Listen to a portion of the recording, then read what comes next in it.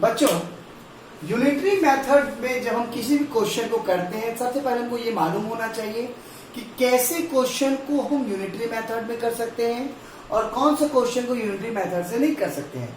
सबसे पहले जब भी हमें कभी भी किसी भी एक क्वांटिटी दी होगी और दूसरी क्वांटिटी हमको निकालनी हो, कभी भी हमको जब एक क्वांटिटी दी हो और दूसरी क्वांटिटी निकालनी हो, उसके प्रोपोर्शन में, उसके रेशियो में, तो हम यूनिटरी मेथड का यूज करेंगे। इस मेथड में बेसिकली जैसे कि फॉर एग्जांपल मैं आपको एग्जांपल देता हूं, जैसे कहीं आपको किसी चीज के खरीद की कीमत दी हुई हो कि 10 नोटबुक का दाम इतना है, 10 नोटबुक का प्राइस ये है, तो 5 नोटबुक का प्राइस क्या होगा, 10 बॉल का प्राइस ये है, तो 2 बॉल की प्राइस क्या होगी। तो इसमें हम 2 तरह के मेथड को यूज करते हैं। पहला है डायरेक्टली प्रोपोर्शनल। डायरेक्टली प्रोपोर्शनल का सबसे बेहतरीन चीज है समझने के लिए कि जब भी किसी एक क्वांटिटी को आप बढ़ाएंगे तो ऑटोमेटिक उसका प्राइस भी बढ़ जाएगा। बात समझ रहे हैं? डायरेक्टली प्रोपोर्शनल किसे कहेंगे? जब भी हम किसी एक चीज को बढ़ाएंगे, क्वांटिटी को बढ़ाएंगे तो उसका प्राइस भी बढ़ जाएगा, क्वांटिटी को बढ़ाएंगे तो उसका वेट बढ़ जाएगा, क्वांटिटी को बढ़ाएंगे तो उसका लेंथ बढ़ जाएगा।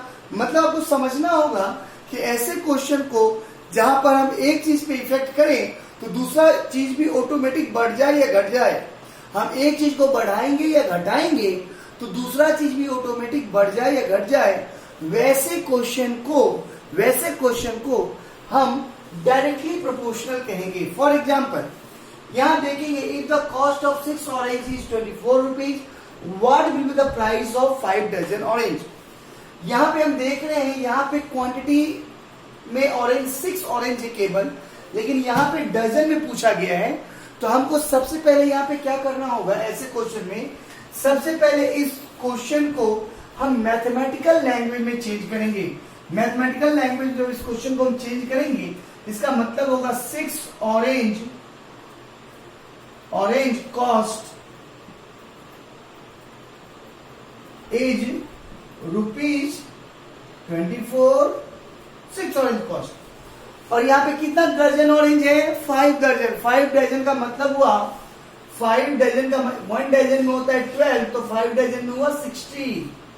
तो ये क्या हो गया? 60 ऑरेंज कॉस्ट इज व्हाट, हमें मालूम नहीं है, वो हमको निकालना है।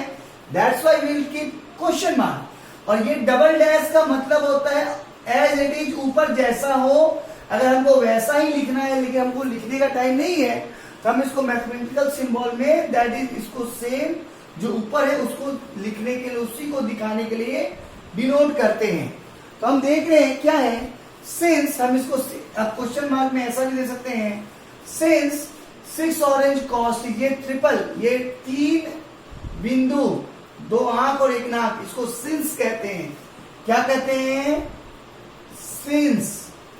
और 2 और 1 ऊपर, इसको देयरफॉर बोलते हैं। क्या बोलते हैं? देयरफॉर। तो बेटा आपको ये समझना होगा कि हमको अगर ऐसे लिखना है, हमको ऐसे क्वेश्चन को बनाना है, तो हम लिखेंगे since 6 orange cost is this, therefore 60 orange cost is what. अब ऐसे क्वेश्चन में हमको एक सिंपल सा लॉजिक दिमाग में रखना है, कोई याद नहीं करना है, कुछ फॉर्मूला याद नहीं करना है, कि बस सोचना है कि बेटा अगर 6 ऑरेंज का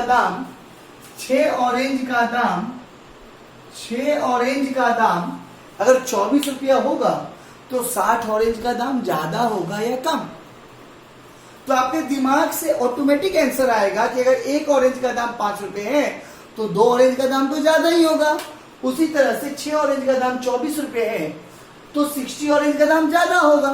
तो आपको कुछ नहीं करना है, इस मेथड में हम आपको एक ही मेथड सिखलाएंगे जो हमारे आने वाले आगे 4-5 चैप्टर्स में वो मेथड आपको काम आएगा। आपको समझना क्या है, सबसे पहले क्या दिया हुआ है उस क्वांटिटी को लिखना है। 6 ऑरेंज दिया था, लिख लिया। एक साइड में प्राइस दिया हुआ है तो प्राइस दिया हुआ है तो वो भी हमने लिख लिया। दूसरे साइड में फिर से क्वांटिटी दी हुई है, वो लिख दिया। क्वांटिटी के नीचे ही क्वांटिटी आएगा और प्राइस के नीचे ही प्राइस आएगा। अगर क्वांटिटी नहीं दिया होता, प्राइस दिया होता तो फिर क्वांटिटी निकालना होता। तो हम क्या करेंगे ऐसे क्वेश्चन में, हम देखेंगे कि जहां पे हमने वाट लगाया है, हमको इस तरह से सोचना है कि दो चोर चोरी करने आए थे। कितने चोर चोरी करने आए थे? दो चोर चोरी करने आए थे। एक चोर भाग गया, तो दूसरे चोर को हम क्या करेंगे? सिंपल सा चीज, दूसरे चोर को हम पकड़ लेंगे। जहां पे हम व्हाट का सिंबल लगा रहे हैं उसके ऊपर वाला बंदा जो होगा वो चोर होगा। चोर को पकड़ने के बाद क्या करेंगे? हम बांध देंगे। बांध दिया हमने। अब हमको ये सोचना है कि अगर ये हमको आंसर क्या लाना है। देखें, सोचिए फिर से, 6 ऑरेंज का कॉस्ट 24 रुपए है, तो 60 ऑरेंज का दाम ज्यादा होगा, बड़ा में ज्यादा होगा। ये सोचना है हमको, कोई मेथड नहीं, कोई फॉर्मूला नहीं, केवल ये सोच, हमारी सोच कभी नहीं बदल सकती है। तो हम क्या करते हैं, 6 ऑरेंज का दाम 24 रुपये है, तो 60 ऑरेंज का दाम ज्यादा होगा। तो हम क्या करेंगे, ज्यादा बनाने के लिए ऊपर इसमें से इन दोनों को कंपेयर करके बड़े को ऊपर और छोटे को नीचे। अगर हमको कम लाना होता तो छोटे को ऊपर और बड़े को नीचे ऐसा करते, और इसको काटेंगे तो 4 टाइम, और ये हो जाएगा 240।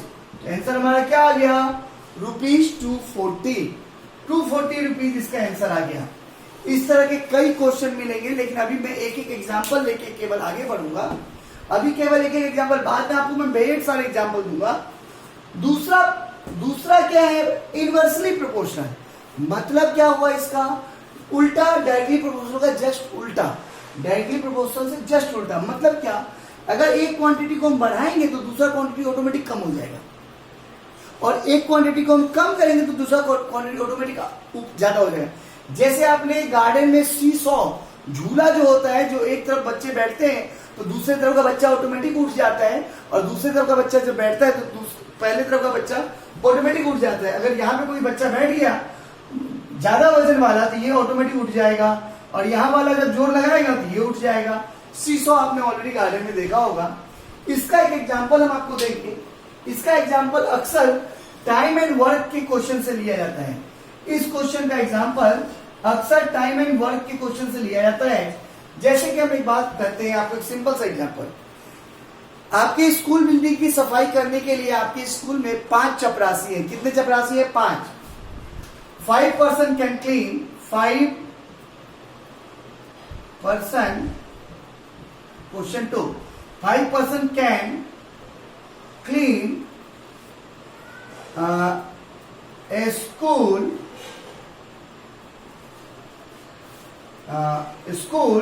या a room to a room in 2 hours। मैंने क्या लिख दिया?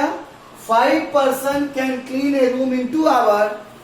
How many person in 2 hours? How many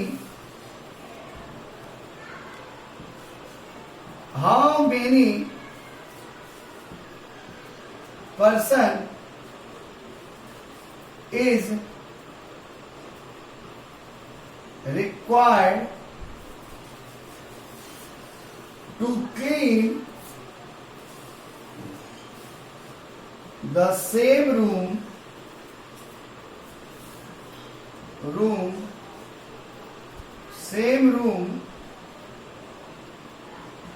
in an hour। आपको यह समझना होगा कि यहां कहा गया है 5 आदमी एक रूम को 2 घंटे में सफाई कर सकते हैं। तो कितने आदमी की जरूरत होगी अगर उसी रूम को 1 घंटे में सफाई करना है? एक सिंपल सा मतलब सोचिए, अगर 5 आदमी थे, उसको क्लीन करने में 2 घंटा टाइम लग रहा था। मैं इसलिए कोई फॉर्मूला या मेथड नहीं दे रहा हूं आपको, क्योंकि आपके सोच से जो क्वेश्चन बन जाएगा फॉर्मूला रखने की जरूरत ही नहीं है। तो यह सोचना ये है कि 5 आदमी एक रूम को क्लीन 2 घंटे में कर रहा था, तो 1 घंटे में उसी रूम को क्लीन करने के लिए हमको आदमी ज्यादा चाहिए कम? तो बट ऑब्वियस आपका आंसर आएगा ज्यादा, क्योंकि यहाँ पे क्या है, टाइम जल्दी काम करना है तो ज्यादा आदमी चाहिए। तो सिमिलरली जैसा मैंने सीसॉ आपको बोला कि हमको टाइम कम है तो हमको काम जल्दी करना होगा, तो आदमी उसके लिए ज्यादा चाहिए। हमने टाइम को कम कर दिया तो आदमी बढ़ गया, आदमी को कम कर देते तो टाइम बढ़ जाता। तो इसी सिमिलरली इसको मैथ्स को पहले अपने मैथमेटिकल फॉर्मूले में, मैथमेटिकल स्टेटमेंट में कर लेंगे। सिंस 5 पर्सन या मैन जो भी करना है लिख सकते हैं आप, इज 2 आवर, कितना hour, can clean the same चीज, can clean in 2 hour, therefore अब हमको क्या दिया हुआ है 1 आवर, यहां पे क्या दिया 1 आवर। अब देखिए यहां पे क्या, हाउ मेनी पर्सन जो हमको पूछा जा रहा है वहां पे हम क्या कर देंगे, क्वेश्चन मार्क लगा देंगे व्हाट का। और हमने आपको पहले भी बताया है कि जहां पे हम व्हाट लगाएंगे उसके ऊपर वाला हमारा चोर होगा। मतलब क्या, 2 चोर चोरी करने आए थे, एक चोर चोरी करके भाग गया, तो दूसरे चोर को आप क्या करेंगे, पकड़ के रख लेंगे। 5 को हमने पकड़ लिया। अब हमको सोचना ये है, अब यहां छोड़ देना, अब यहां से सोचना है कि 2 घंटे लगते थे तो 5 आदमी काम करते थे, या ऐसा सोच सकते हैं कि 2 घंटे में काम खत्म होता था तो 5 आदमी लगते थे, अब 1 ही घंटे में काम खत्म करना है तो बड़े ज्यादा आदमी चाहिए। तो यहाँ 2 और 1 को कंपेयर करके ज्यादा चाहिए तो ऊपर बड़ा नीचे छोटा, तो मतलब 10 घंटा, 10 मैन ढूंढ रहे हैं ना, 10 मैन इज रिक्वायर्ड। हमको कितना आदमी चाहिए, 10 मैन। अभी मैं आपको और भी एग्जांपल दूंगा। अभी मैं आपको इसके पहले, ये तो मैंने केवल यूनिटरी मेथड में आपको डायरेक्टली प्रोपोर्शनल और इनवर्सली प्रोपोर्शनल समझाया। अभी मैं ये चोर मेथड आपको समझाऊंगा, जिससे आपको पता चलेगा कौन से क्वेश्चन को हम किस तरह से सॉल्व कर सकते हैं।